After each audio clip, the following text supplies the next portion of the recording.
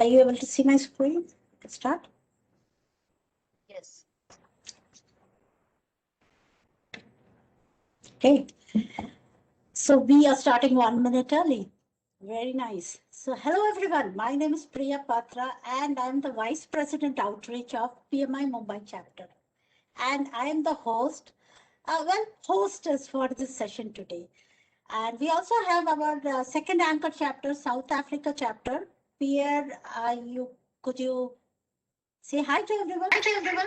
Hi everyone, it's Pierre from South Africa chapter. Welcome. Welcome to the Welcome to the session. Pierre, Pierre, you have to mute you yourself. have to mute yourself. Yeah. So Pierre is our chapter leader from PMI South Africa. I do also have Jinan as my co-host and also Prashank. Jinan, if you could say hi to everyone. Hi, this is Jinan here. I'm from Mumbai. And Jinan is the session moderator of the session as well today. And Prashank is from PMI Gujarat chapter. Prashank, if you could say hi to everyone. Hello, I'm Rushank.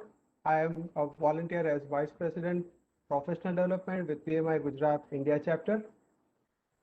Today we have our PMI friends joining in from different PMI chapters, like from Indonesia, Gujarat, Zimbabwe, New Zealand, Phoenix, Czech Republic, South Africa, Netherlands, Sri Lanka, South Florida, United Kingdom, a whole list of different chapters.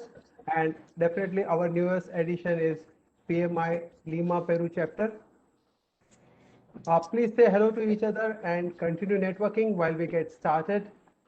Today we are extremely excited to announce we have registrations from 40 different countries, right from Phoenix in US and to way back to New Zealand and all countries and continents in between. So thank you everyone for this very warm response to this initiative. While we have already entered the Mentipoll link, we would love to know from where you are joining. Well, this meeting is being recorded, so if you are uncomfortable in any ways, you may choose not to attend. Else, you are most welcome to continue. Please make your noise making devices on silent mode. And there is a disclaimer here. Everyone here in this event are speaking on our individual capacity. Our views do not represent our organization's views in any ways. So, Priya, over to you. Yeah, and we also do have the feedback link, which will be shared with you a few minutes before the end of the session. Please feel free to scan this QR code to take the feedback at any time. So I'll paste the link on the chat window after I introduce the special guest of our session today. She is Brantley Underhill, and it gives me immense pleasure to invite her to this virtual stage. A bit about Brantley. She's all about people, culture, and of course, culture of change, life, and all the meanings of life in it. She leads the PMI's North American business and global oversight and multiple volunteer programs, enabling better value through connection, advocacy, or project management profession. She is a community builder, and I know that. And she has led community organizations, volunteer leadership organizations, including PMI offices in Dubai, Singapore, Brussels, all across the globe, I would say. She's greatly contributed to the transformation of PMI members across the globe to achieve greater engagement and valuable outcomes. And she's a co-leader of a startup for implementing PMI's culture, change management capability. And she draws all her energy from outdoors, practicing yoga. Wow, that's good. And she also loves to guide others in their wellness journey. I will connect with you, Brantley, soon after this session to understand how I can do well, even better in my journey. So, Brantley, with this, I hand over the stage to you and take us through. Thank you, Priya, and thank you everybody for being here. Wow, 40 countries. That's super amazing. I'm waking up today on Friday morning. I live outside of Philadelphia. It's a sunny spring day here. I say thank goodness for seasons, because the constant change of the weather and the temperature just helps me get out of some of the COVID doldrums that I'm sure we all feel from time to time. You know, March is coming to an end, so definitely a new season ahead of us. It's the end of the first quarter, which is a big deal in the business world, right? Some organizations closing their books, some getting ready to start a new year. And it's also the full year wrapping up the impact of the global pandemic. We've been in it for a full year. And the physical and the mental struggles of this pandemic are real. The Kaiser Family Foundation reports that 40% of adults in the United States have reported symptoms of anxiety and depression, compared to just 10% in 2019. So many adults, and I know children too, are experiencing negative impacts on their mental health, their well-being. They're having difficulty sleeping. Maybe there's an increase in alcohol and substance abuse, and worsening chronic conditions due to worry and stress over the coronavirus. And I think that makes it really important these days to consider the role that community plays in all the different communities that we belong to. You know, I thank the organizers for the community exchange here, because you're meeting each other where you're at.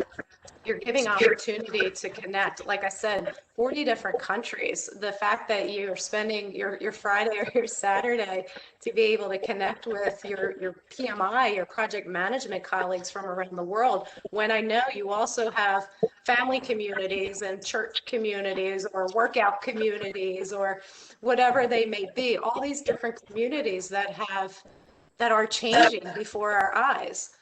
You know, and March was also National Women's Month here in the United States, and March 8th was International Women's Day.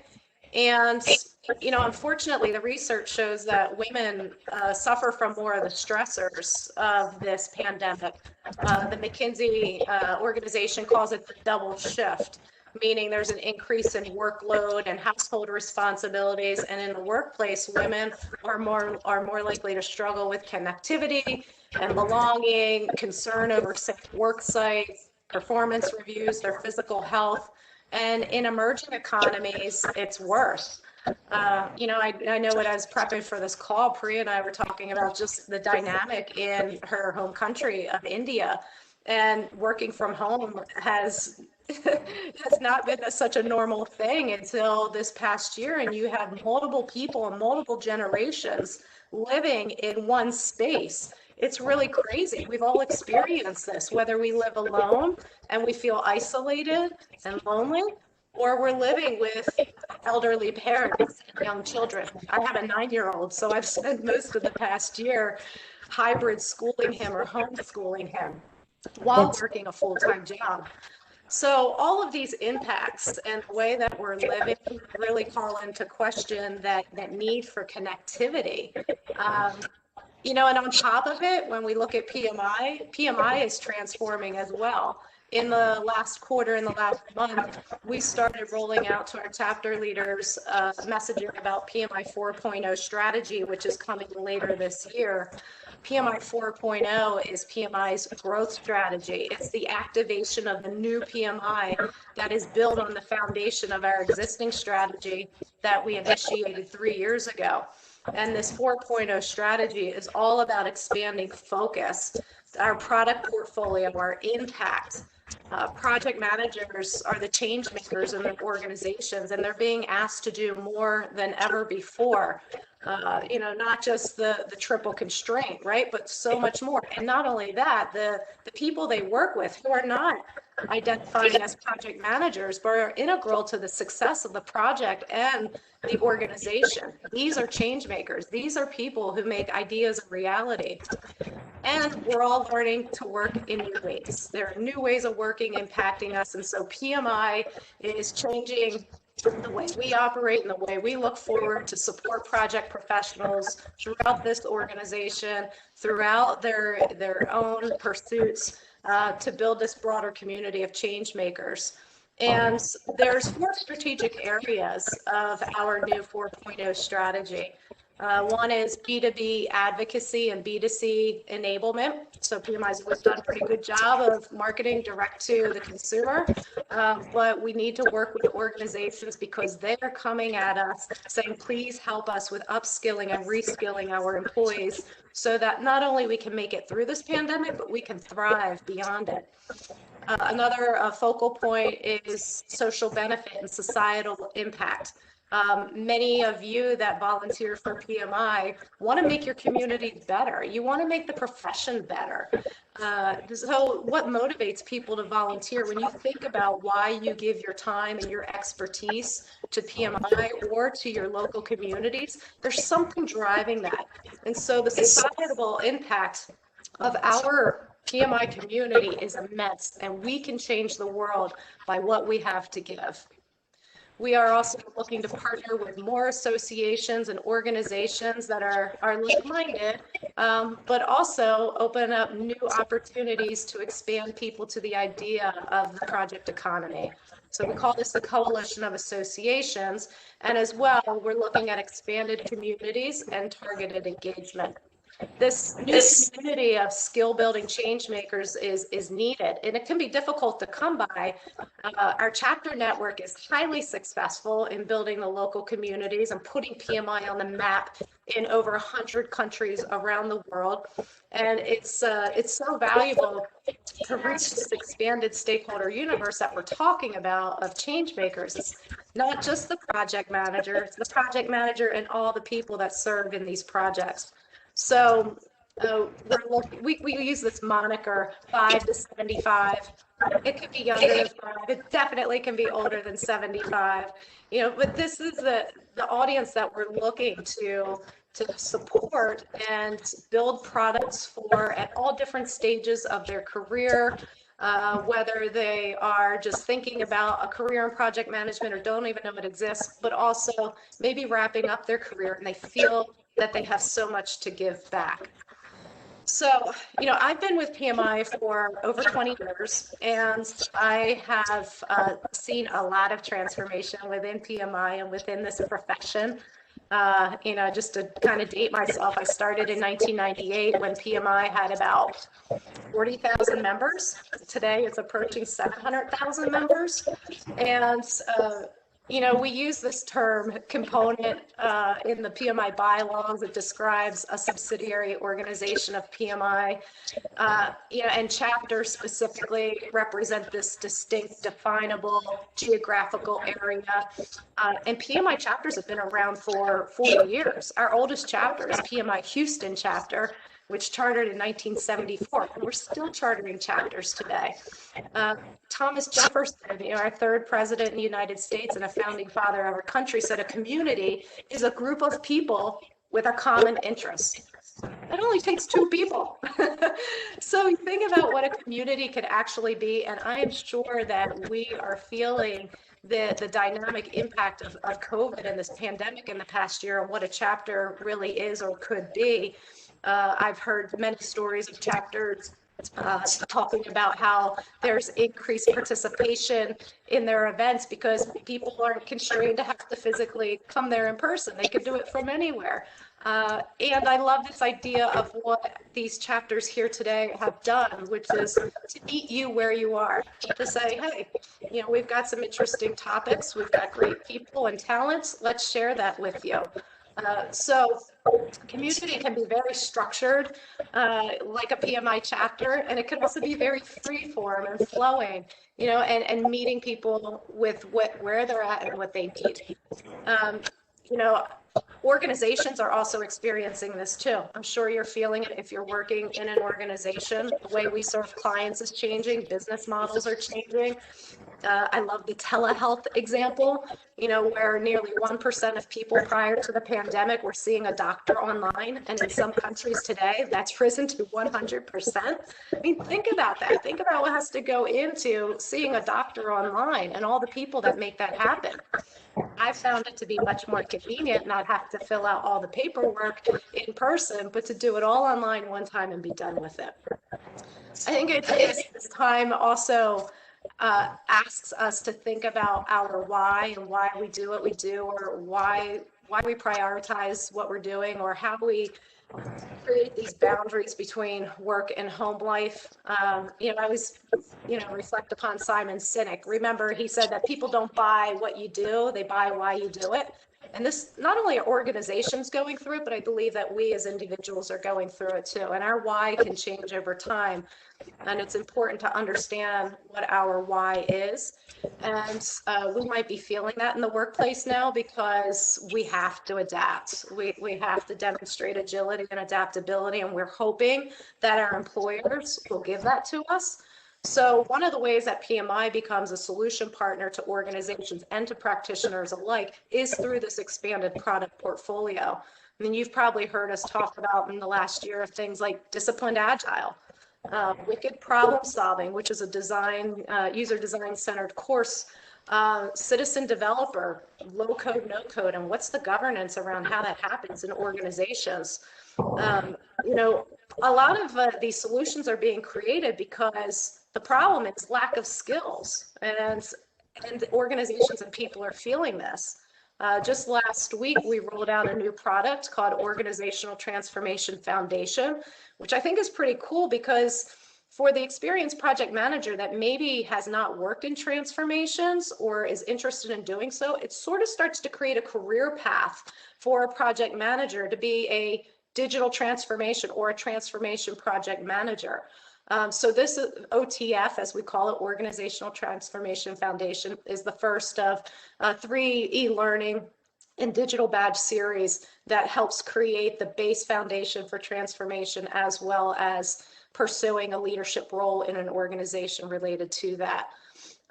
And so much good stuff coming. If you're new to a lot of this, connect in with your local chapter, get connected to PMI communities. It's funny, I don't know if any of you participated in PM Expo yesterday. We had 60,000 people registered for that event. And one thing I noticed that was different was if anybody was there, that chat was going really fast, right? So more people and higher engagement is pretty cool, but it kind of makes it hard to follow what everybody's saying within the community. But I was in the citizen developer session, and there were people saying, like, I want to talk and learn more about this. How do we do that? And someone just popped in a WhatsApp group and said, I just started a WhatsApp group, join here. That's how fast community can happen to fulfill a need. And even if it's only 2 people, that community is going to go somewhere, right? Because it's serving the need of 2 people with a common interest. So as I leave you today with your session, I know that you're going to jump into a construction topic, and I did want to kind of give you a little bit of a hint that PMI is recognizing the transformation within that industry as well. There's a skills shortage in the construction industry, and for that reason, PMI is developing a certified construction project professional set of products, e-learning and micro-credentials. It will result in 7 courses with 3 micro-credentials and 1 capstone exam at the end. So we are going to begin testing for these products in April through the end of the year, and we intend to launch this part of our product portfolio by the end of the year. So more to come, and if this is a topic that's of interest to you, connect with me on LinkedIn or message me, and I'll make sure that you're on the list to receive ongoing updates. So as I close out here, thank you so much for all that you do, for uplifting your own communities, for taking care of one another, being patient with one another, helping each other out. It's what we're all about at PMI, is raising our communities upwards. So thank you to all of you who have been doing this tirelessly, and I'm in your corner. You got my support. Thank you. So thank you, Brantley. Did you say PMI is in 100 countries? PMI chapters in over 100 countries, yes. Oh, we have only 40 here. We have to work harder, team, to get the other 60 in. So let's see what we can do, right?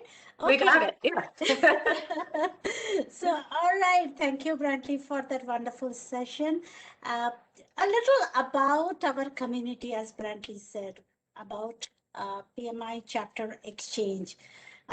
So our vision is to individualize cross-chapter collaboration and encourage cultural diversity. And today we have 13 chapters and of course, many supporting chapters on this platform today. And as I said, we have registrations from 40 countries. And it is all about teamwork. We are moving beyond events. We are going into something called Inside Cities. We are collaborating to build knowledge base. So, first, it would be like a point of view which we will collaboratively develop on certain topics. And our first one will be released in May. Any chapter leader member who is willing to participate in this, shoot out us a mail at pmichapterexchange@gmail.com. I will post the email ID on the chat window again. And by doing this, what are we doing? We're just building a community to share good practices within and external to the program. And yes, we grew. Yes, we grew. Not only in numbers, but also in a sphere of influence through diversity, through inclusion, through equity of thoughts. And that's why you will notice we just have 13 chapters, but we have so many people joining in. And you will see our panelists are all from diverse background who are participating in this program because we truly believe diverse connections leads to innovative solutions. And with this, I would like to introduce Rocio de la Cutra. She is the president of PMI Lima Peru chapter. Rocio is a senior executive with wide experience in major multinational companies, leading transformation strategies in product within the entire product life cycle and adapting product development models to provide business insights. She has been a local regional leadership with multidisciplinary teams in Latin America. So with this, Rocio, I hand over the stage to you to say a few words about yourself, your chapter, and PMI Chapter Exchange. Thank you so much for this invitation. Good evening, good morning, good afternoon, wherever we are. I want to say thank you, Priya. You look at me the last December in order to join this great exchange program. And this year, I have an honor to be the president of the Lima Peru chapter. Lima is the capital of Peru. Peru is in South America, and we are part of the South Regional 13 in PMI. Our chapter is almost 2,000 members, and it was established 22 years ago. And we have 4 communities in construction, in public sector, in social fields, and in IT fields. Also, we have several programs and mentoring programs for the new youth members. We here in Peru, we speak in Spanish, and we already launched a program in academic English for project manager. We have a study group in PMP and risk certifications. We also have a welcome new members program and, of course, our customer experience program. We're running more than 80 events at webinars, summits, programs, peace conference, and we're planning this year to give almost 2,000 PDUs of our members.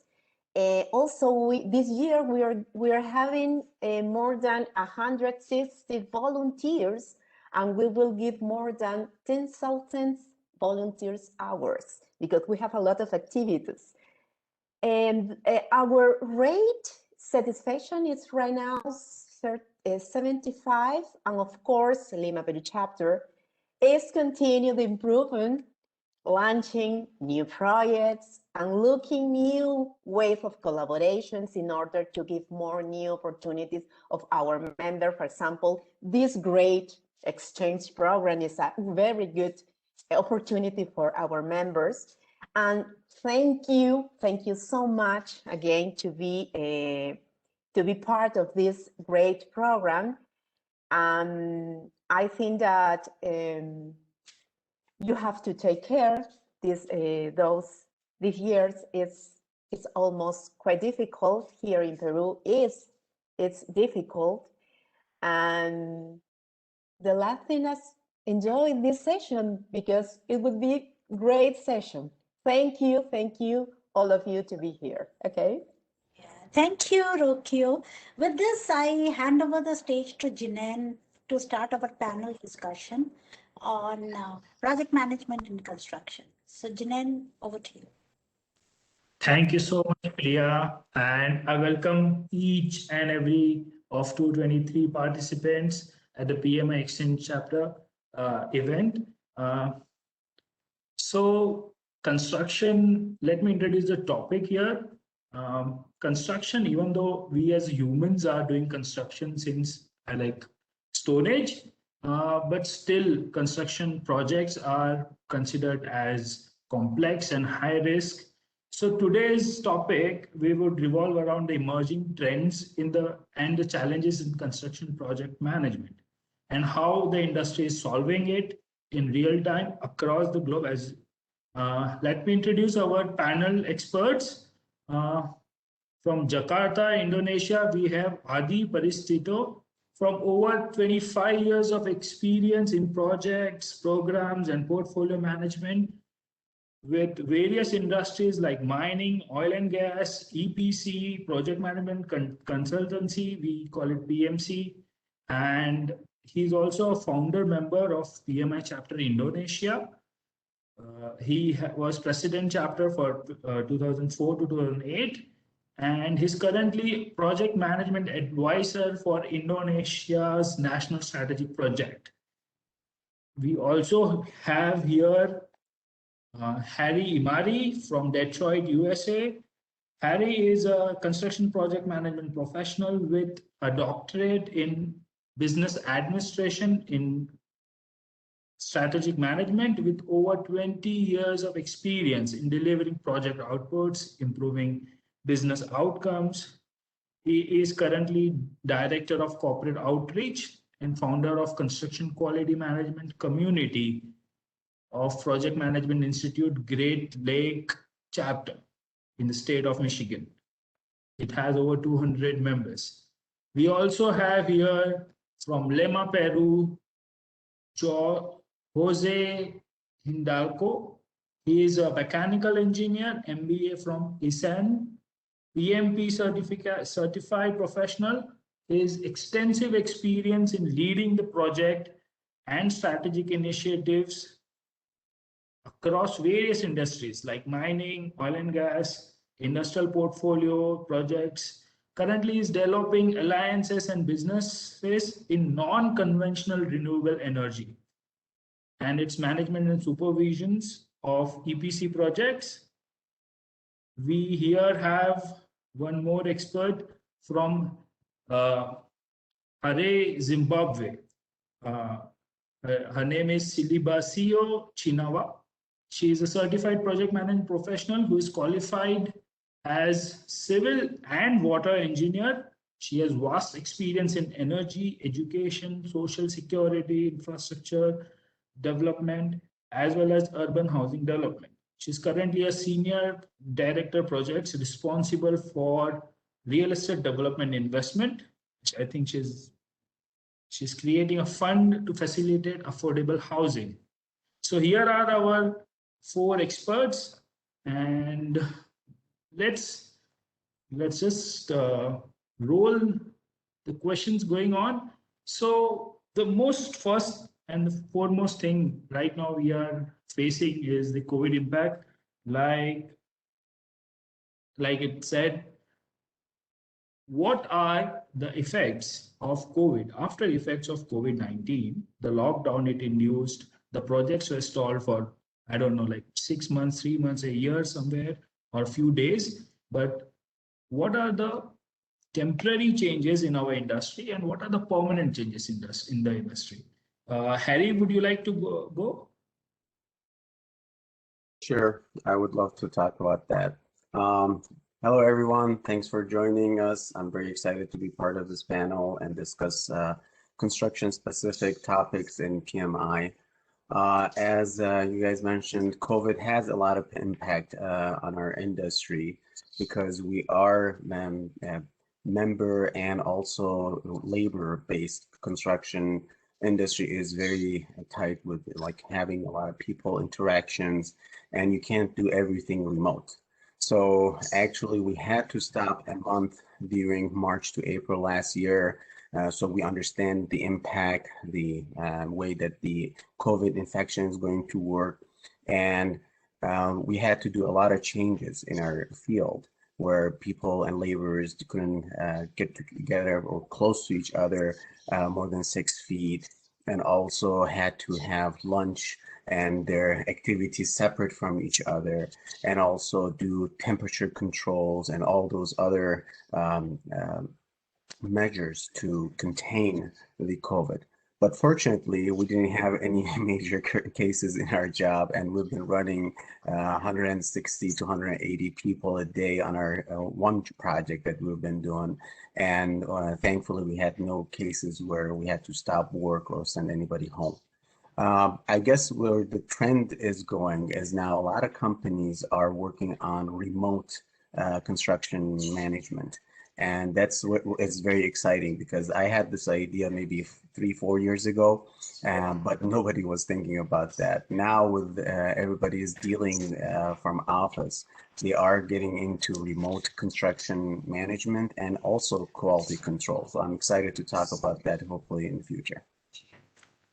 So how is the quality control getting impacted? I think without physically being present, doing the quality control it's a trick in itself. Exactly. So there are a lot of new technologies that are coming out. I'm not sure if you've seen the Oracle and Reconstruct webinars that are going on recently. Open Space has been doing a lot of good research in that. Now with the 360 cameras that you can put on those robotic dogs or even on a person's hard hat as they walk the job site, one person is only needed to do that scanning, and it changes to point cloud and also data that you can analyze and understand the impact and the progress of the job. So not everybody needs to be on the job site. Not everybody needs to do daily or weekly visits. One person does that and everybody can share the data. Okay. So let me put this question to Adi Peristio. Sir, what do you think are the temporary and the permanent impacts of COVID-19 lockdown? Hi, Jinan, can you hear me? Yes. Yes, okay, thanks for the time. And yes, as Harry mentioned, that COVID-19 is quite bring a give impact to our project here in Indonesia. And you can see in the fact that so many projects is delayed or even terminated. In our case, in the Indonesian construction industry, we are facing a very bad impact on some delay and cancellation, and also the increasing case employee of termination. It's an impact of economic slowdown, and of course the lower productivity leading of the deteriorating performance. So the most favorite topics now in our country is about how to manage the project resilience, yeah, how to increase it and how to maintain it, how to project become the resilience to become to counter this situation. So I'm going to have very happy to discuss it in this event. Okay, that's all from me, Jinan. So let me put the question to Jose. Jose, are you there? I think some connectivity issues with him. Yes, Mr. Jose. What are temporary and permanent impact of COVID lockdown?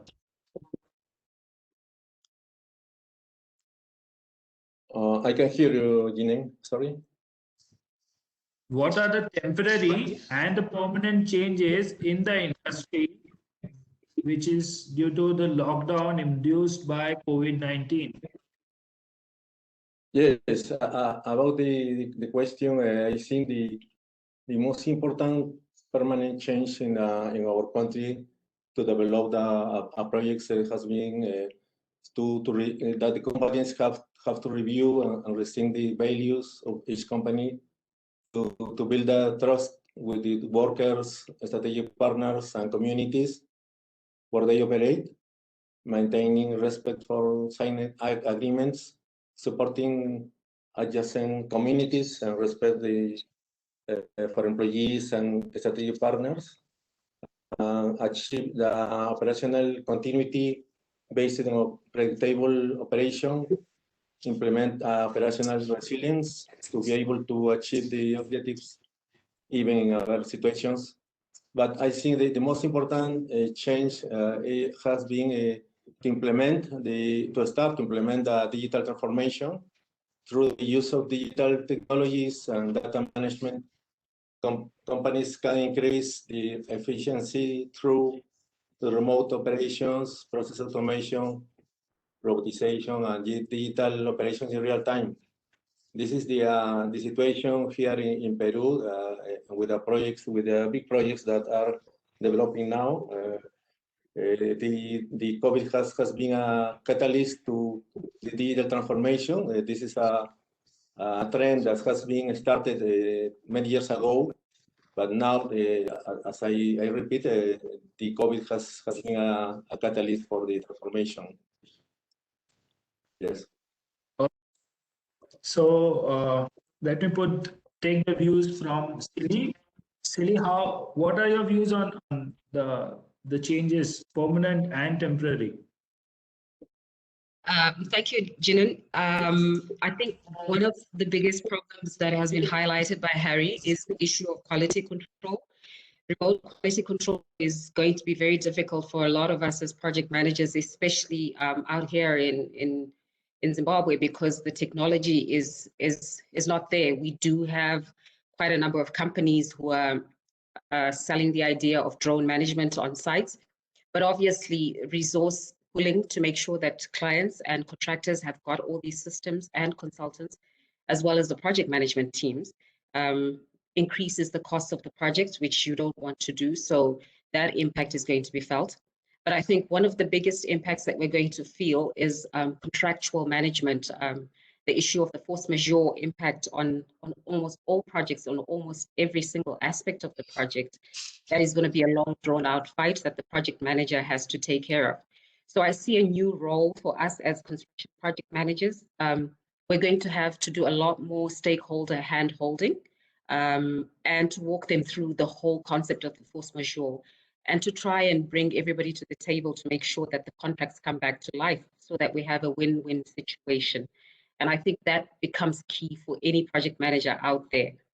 Get your stakeholders onto the table to discuss how to get the projects back on track again.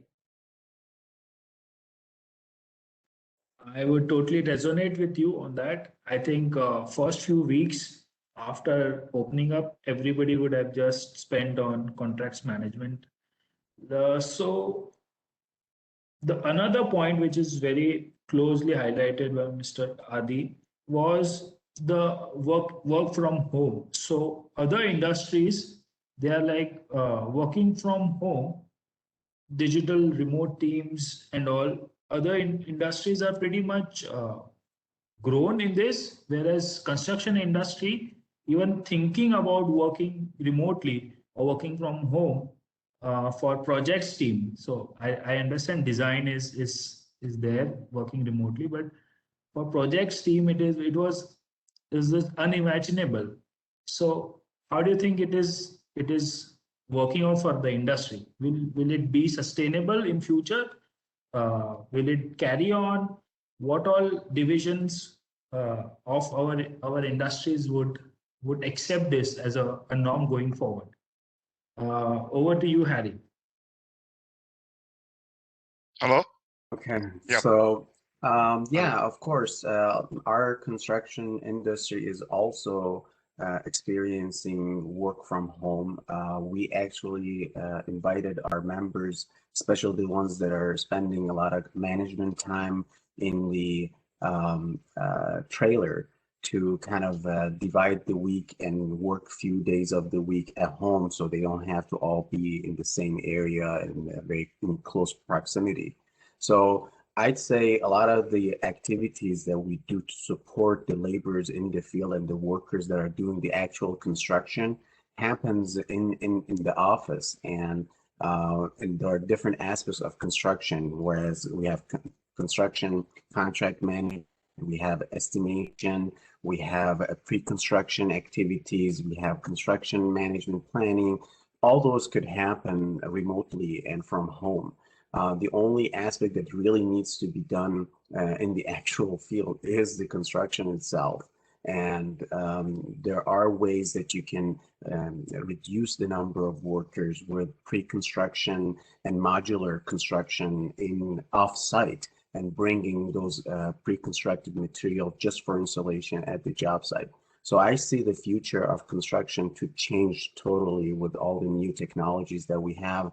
With the exoskeleton, for example, you don't need that many laborers to work together on carrying material or installing stuff just because they have these new robotic attachments that can help with the installation, with the picking up the material, even with welding and cutting and things like that. So now the technology is improving where you have less people in the field and more doing the planning and management. So I'll discuss more about that in the future. Do you want to add something to this, Addy? Yes, in our case, I think we divide the working groups in construction into two big parts: the indoor activity and outdoor activity. For the indoor activity, yes, it is very possible, and now it works. For design, engineering, and then some procurement activities can be done by remote.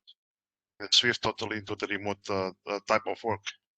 But for the outdoor activity, I think it is for some work is impossible. You still need to be on the field. Yeah.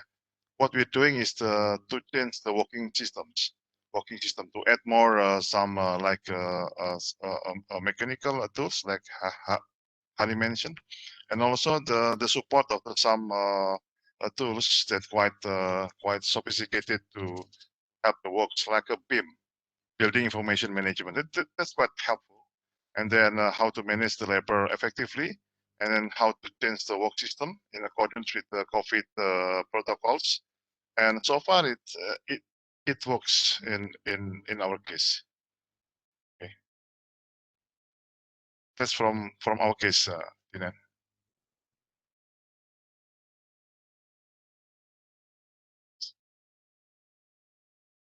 Want to add something, Silly? Thanks, Jinan. I think for ours, I think the lower side of this African half of, should I say, this half of Africa where we're working from, where we've had a serious skill movement or brain drain from our industry into other countries, it's going to be very difficult to go totally remote with regards to construction. We're still going to be working on the ground. We're still going to have a lot of human interaction on the sites.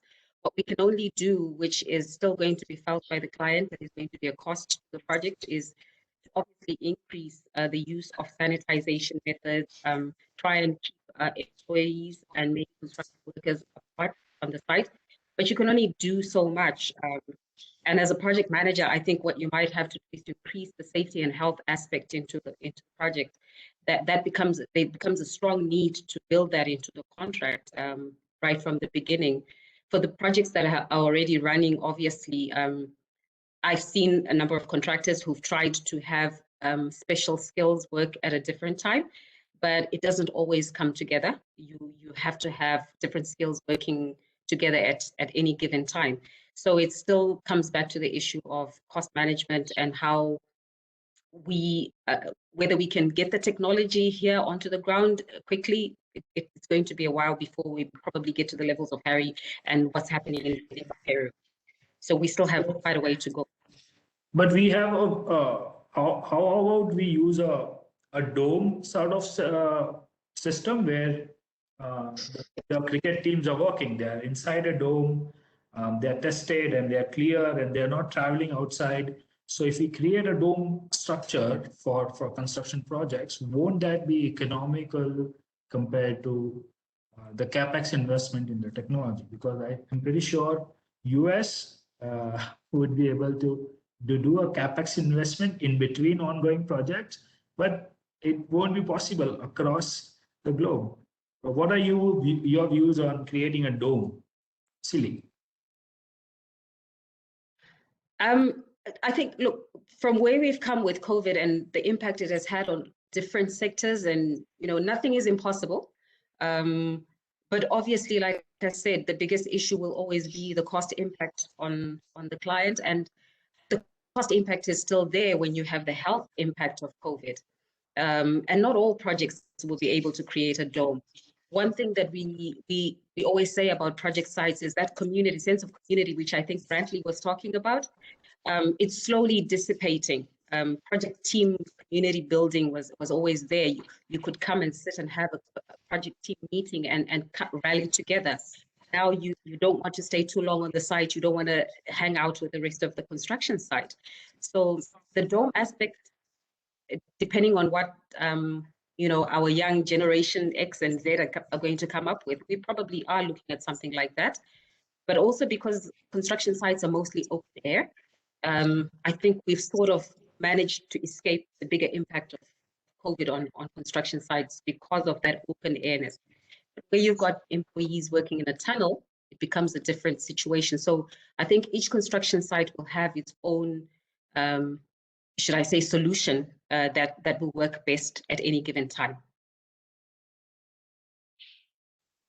Harry, your views, creating a virtual dome, not letting people in and out and getting work done, or going ahead and buying an ABB's new cutting edge exoskeleton? What would you pick? Well, like I mentioned, we never had an issue of people getting sick from each other. I mean, most of the cases that we heard were either their families got sick from other areas and then they had to be quarantined just for 2 weeks so they don't infect others. But we never had a case where the person himself or the worker became sick or got everybody else sick. So the way that we did that in our job site is checking temperature, making sure that the workers keep their social distances. As soon as they have bad feeling, we tell them to stay at home. And I think the key was that we paid them while they stayed and they were quarantined. So if you don't pay your workers and you expect them to stay home with no pay, then of course they're going to lie on those forms. They're going to say, I'm feeling good. I'm going to come to work and get paid. So that's the ultimate thing, is the company culture and how you can treat your workers. It became a key factor in this, where companies took some of that hit, but the government also helped very much with loans and other things that the United States did. I don't know in other countries, but I think our government did an excellent job of protecting our workers and laborers in this pandemic.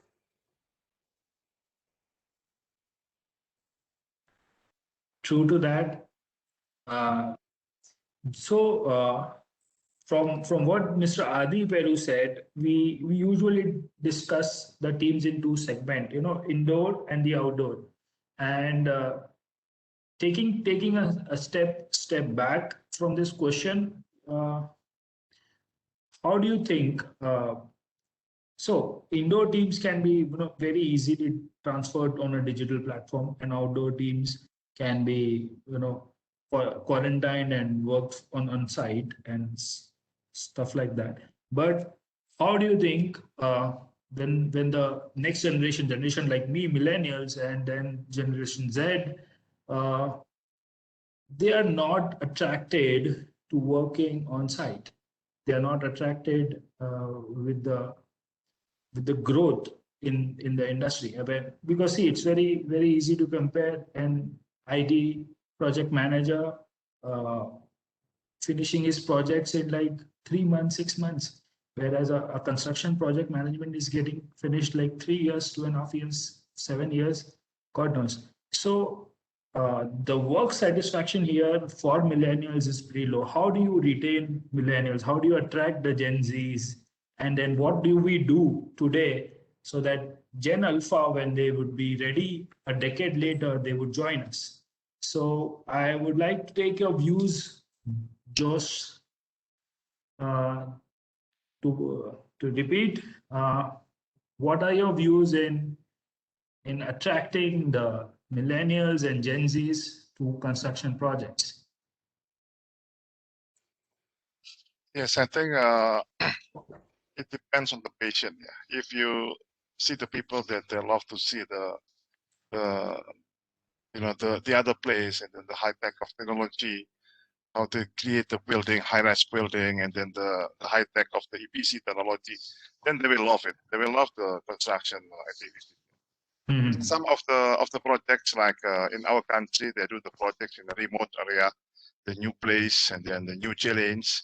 I think is for some millennials that having patience in how to, would like to see a new word, a new challenge. The construction is a good place to grow.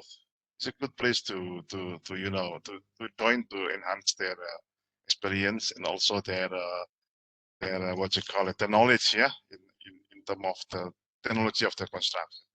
So yes, construction takes longer than IT and everything, but the challenge is different. And then you can have opportunity also to see the other mega project. For example, the mega project is quite give you the high credential, high experience that maybe you cannot take it from another projects. Each project of the construction, especially for the mega project, is quite unique. In my experience, when I joined the project, it's always unique. There's something that maybe the millennials can attract, yeah, to join this industry. Your views, Harry. I think you have a lot to say on this. I agree actually with Adi, is that I'm not too concerned about the future, because it depends on the personality and the person. I don't say that everybody is not as outgoing, or they don't like to touch tools and work with tools. Myself, I was a civil engineer that changed to construction management just because I was too tired of sitting in front of a computer designing stuff, and I wanted to go outside and meet with other people and kind of exercise my extroverted personality. So it depends on the person and their personality, but I'm surprised actually that the millenniums and the Gen Z, as you call them, they are changing and forming the future. I mean, we need to catch up with them with all this new technology and the way that they're looking at things. My son, I guess, is part of the Gen Z, and he played Fortnite for a while, a lot. And there was a feature in there that they had to create and build buildings as they were playing in it. And he could build better buildings that I could design on BIM or anything like that, because it was so easy to create it in there with all these different tools and models available there. So I'm thinking that in future, it would be much easier. It would be a type of a gamification type where the Gen Z people would really relate to and kind of like to maybe apply their actual work into those kind of environments. And I'm not too concerned about the future. I think it's being developed as we are seeing this, and we just need to kind of update ourselves to adapt to the new way of doing business. I guess that I'm more concerned about ourselves than the new generation. So I can read a lot of posts. One of I will read. Alfred has said the dome system has worked for him. It had allowed his project to continue through the peak COVID. And a lot of questions are still following the COVID-19. I think we should take one of the questions. So how are you measuring impacts in cost and schedule due to COVID-19? So I think Diego Gracia here is asking us, what are the new baselines? Have we changed the baseline? Like, let's for starters, we change the baseline. Do we measure the project differently? do we measure it? The time constraint, the risk. I think risk management would have changed drastically, but what about cost and schedule? Who would want to take this question? Silly would. I know Silly had already. I guess I can contracts. go just to let you know that this was a force majeure. I mean, COVID is considered act of God. It's a force majeure. Nobody had considered that something like this could happen. So you would go to your general condition and see how you handle force majeure in that contract. So that's the first thing. The second is that COVID, like anything else, I mean, it had an impact. Our project, for example, was a month delayed. However, the impact of the delay wasn't just 1 month, just to get everybody remobilized, to get everybody to adapt to the new way of doing business, the productivity level that went down, all that had more than a month delay kind of impact on our schedule. And maybe I could say maybe 3 months, even to 4 months delay on the entire master plan. However, you would do recovery, meaning that you will re-look at your different tasks that you're doing, how you're installing things, what are the different things that you can maybe cut from the job or do alternative things. Like I said, pre-construction was one of the things that we did, off-site construction, one of the things, and kind of cutting on some of those things so you can meet your deadlines. Now, cost is also certainly a major problem, and usually you got to negotiate with your owner. If you want to repeat business, you got to talk to your client in a way that it doesn't hurt either side. So that's a negotiation skill, actually. So a very simple solution which comes to my head basically is about the policy and the government's role. I know two of our panelists are working very closely with the government, and I would want to know what more can the government do at this juncture to not change the after effects on a permanent scale. The industry itself is trying to improve the productivity. The lockdown has had a temporary productivity change, reduced it. Is there any support needed policy-wise from the government? Silly or Josh and Adi, I think you three are working closely with the government. Thank you, Jinan. Yes.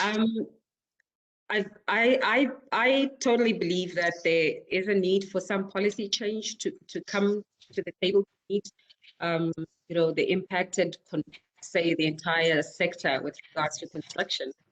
But I also believe that the solution has got to come from us in the construction industry. It's not going to come from government. We have to table what we consider to be the solution to our own problem, because we're in the middle of it. And I think going back to what Harry has just spoken about, it's all about us being able to determine what our reworking costs are going to be, the loss in profit for not just the contractor, but the client as well. You're going to have to factor all those in and then figure out how to sell to government or how to sell to each sector policymakers to say this is how we can get around it. Obviously, there is one of the biggest issues that's going to arise is if you were a client who was putting up an office complex and we've gone totally remote, what are you going to do with that building? You have to think around those things. So you're going to have all these facilities that are probably going up but may not be usable for quite a while. So now you have to come to the table to government and say this is what we consider could happen to this facility, or this is how policy could assist the client and the contractor in order to be able to recoup losses. But it has to come from us as an industry and not necessarily from government at this present stage. That's the way I see it anyway. Josh, you would like to add something?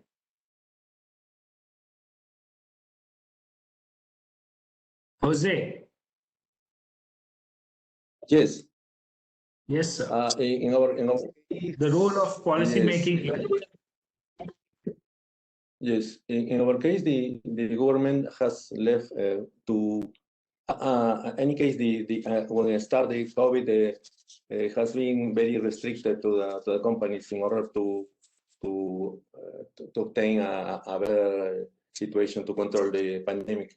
But at seeing the relative, because there was a very big impact in the economy, now the government has left to every company to decide the size of the rules to control the pandemic. No, there was only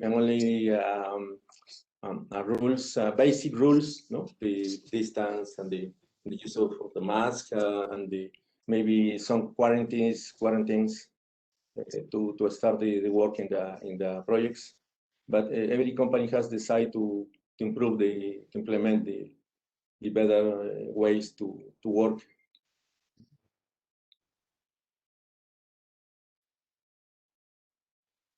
Okay, there's one more very interesting question there on the chat board here, which we come back to, but I want to address a very old question which I want to ask to the panel from a very long time is, tell us about the evolving role, okay, of women in the construction projects, construction project management, and construction industry as a whole. So 10 years, 8 years back when I was to start, I saw just a handful of women workers, colleagues, and now the numbers are not that impressively changed on my observation. So what are your observation? What do you think is the situation here? Will on the women. So Adi, in the 25 years, I think you have the highest experience here.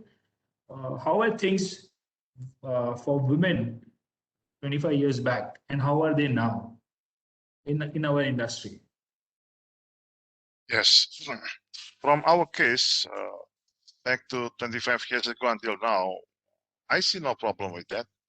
I think the involvement of the woman is quite intense in the project, especially in the indoor activity. The indoor activity totally is based on the knowledge that you have, the competence. It's nothing to do with the gender.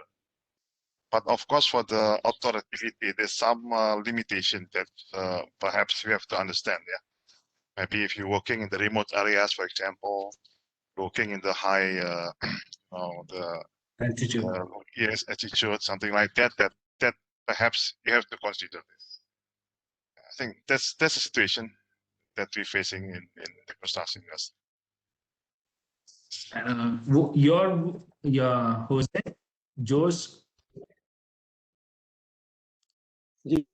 Yes, just to tell you that here in Peru, 20 years ago, the women started the operation of the dump trucks. You know, the dump trucks, the big trucks in the mines. Yes, dumpers. Successful. Yes, was successful, despite the belief that they were not capable to do this. But here in Peru, the women have always been very, very brave to assuming the challenge that traditionally related to men. It was not uncommon to see women engineers standing out in their careers. And now currently there is 25% of women to study engineering, but we are going to improve this because there is a lot of policies to improve the number of women studying engineering by the government and by the private sector. I think it's okay. It's a trend now here in Peru to improve the participation of women in the projects.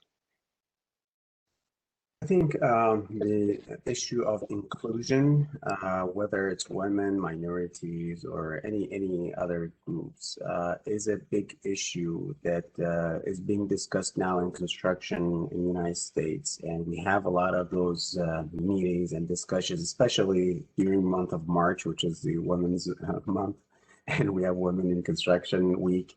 And We're in full support. I also teach in universities, so I see 20 to 30% of my students are women in construction, and it's growing. I think it's different aspects, especially from cultural aspect, from education aspect. It's not just that men should allow women to come into the construction industry. It's more of bringing up the society to the level where women feel comfortable to be on the job sites and be part of the team.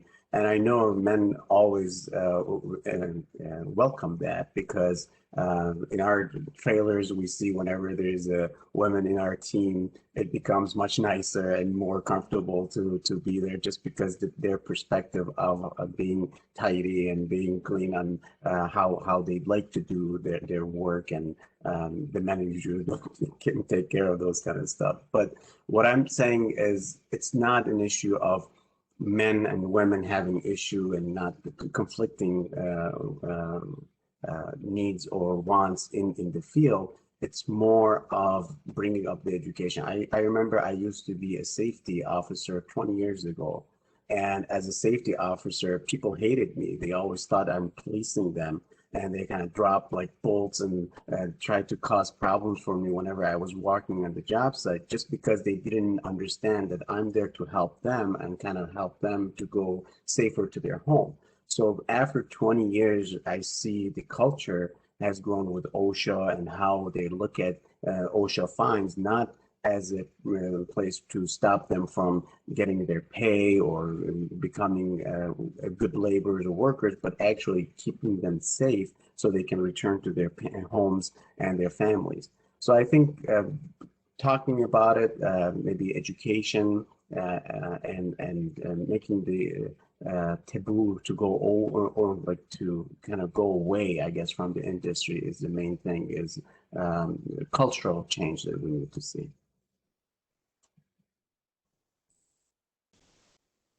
Silly, Thanks, Harry, for that. I what think do you think? How easy was it to go up to this top? I want to be honest and say it's not an easy ride when you're a woman, especially in the construction industry sector. But it is also a very interesting ride. I think, if I'm not wrong, the statistics show that we're still at 7 to 10% of women in construction project management, and probably in the entire construction sector, still at around 10% women participation. So we still have a long way to go. I know that in our country, we're deliberately trying to push young ladies into the STEM sector for every technical fields that we can get them into. And I'm part of a team that is also trying to mentor as many young women as possible to get into the sector. But getting into construction, I mean, in all the years that I've worked in, most of the time, I would be the only female participant in the entire team. And I would be the project manager, or I would be the client rep. And so you would feel the absence. We have a lot as women to offer. We have a lot of soft skills that we can use as project managers.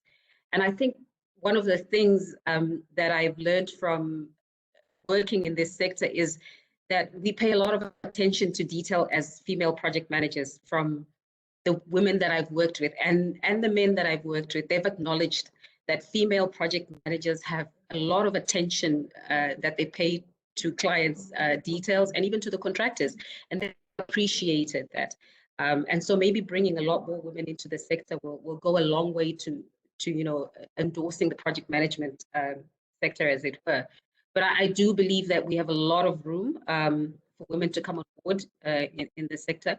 It may be constrictive, because obviously in some instances, like Harry has alluded to, it's not a comfortable place to be. But every job has some form of a discomfort that you might have to deal with. And if you're not physically able to do it, you have to accept you can't do it and allow those who can do it to do it. So it's that acceptance culturally, and just mentally being able to say we can work at par with women in this sector. And I think we can do it. We're going to get there. I think that is how things should change immediately. And I totally agree with Harry that they bring a lot of environment or liveliness to the work over here. And I see a lot of questions from the audience coming on the construction, project management principle, agile or waterfall. And before going to that, I just want to ask one serious question. Out of all the project managers you have met, okay, how many were accidental project managers and how many were certified project managers? Harry, all the project managers you have met or worked with, how many of them were accidental and how many were genuinely certified and licensed? The way I see it currently is that most of the construction managers that we have, if they were academic, they usually come from like civil engineering or industrial engineering. The major like laborers, workers that are coming are from apprenticeship. They are people that did the work, actual work in the field, and then they kind of grew in the industry and learned it and became managers. So construction project management is a little bit different than just project management that we've seen. You can have project managers from different like business side and contractual sides and legal sides and all those different sides to enter the construction industry. But for a construction project manager to be very successful, you need a good technical background. You need to have that knowledge in the field and also the engineering part of it. So I remember when I graduated from our construction project management program in Wayne State Civil Engineering in 1999, I was like the fifth person that finished that program. So it is very new academically. I don't think it used to be that kind of program before, but it is growing. So I'm very hopeful for the future. Your views, Eddie? How many construction project managers you met were accidental and how many were certified? Just for the public clarity, an accidental project manager is somebody who is working on construction site and went his way up, working with years of experience. He has done a certain construction job and then there's a repetitive job and he keeps on becoming eventually the project manager. He knows the things, but he may not be certified or may not be technically versed with the jargons we are using on this forum. So, so the question here is, Adi, how many construction project managers you have met are accidental and how many were certified? And Janine, just a time check. This would be the last question. We don't have much time left, but we could continue the discussion forward. Yeah. Okay. sure. Just a brief response to yes. In our case, mostly coming from the technical, like Harry mentioned, they're starting from the technical expertise, and then they're growing up according to the responsibility. Then when there is the managerial level, then they add the knowledge, project management, then they're getting certified at that level. That's in our case. Okay, thank you. I just want to take one last question, Priya, if it is okay, which is just a hands up, okay, on this side, whoever believes waterfall and all four, I think, Jose, you need to switch on the camera. On this side, whoever believes waterfall, and this side, whoever believes agile. There's no middle, okay? This is for the picture. Waterfall. Okay, both. Okay, no. The one you have to pick one. No, you cannot do that.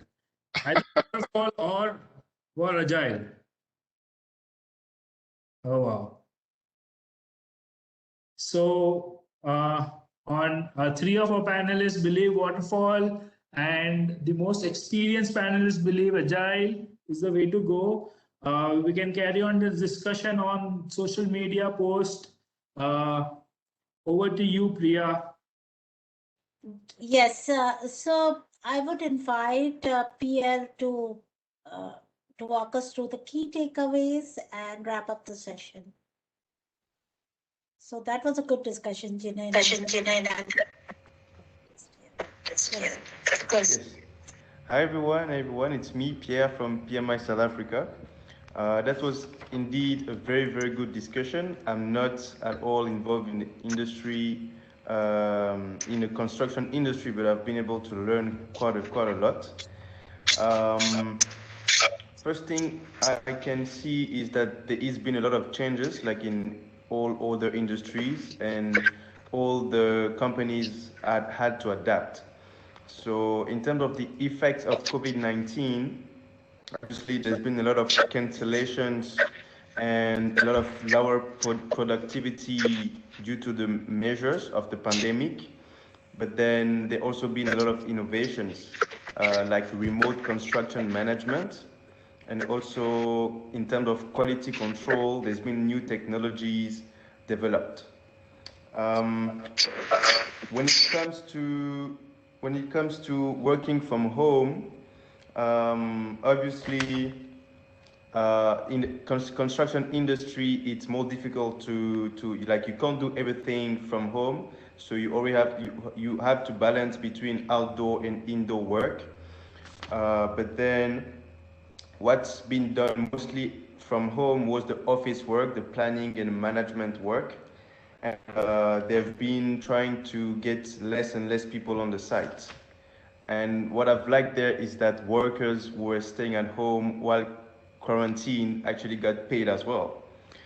In order to attract Gen Z into the construction industry, what I've learned is it depends on their personalities. So the ones who like being on the field instead of being in an office will be most likely to join that industry, but there are no real limitations as to who can join the industry.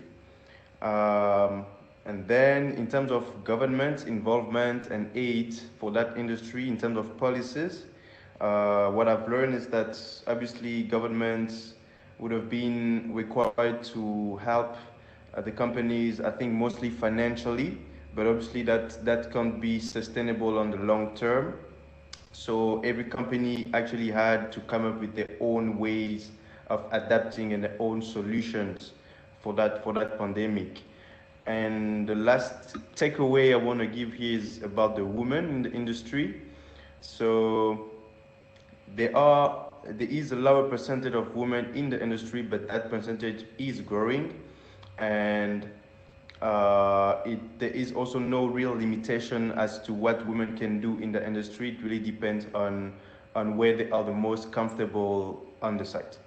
So that's all for me. Thanks a lot for joining, and I hope you guys also have been able to learn quite a lot here. Thank you, Pierre. And we will have to move on to the last section, which is the PDU code and the feedback. Feedback link has already been posted on the chat window. Yes, Pierre, go ahead.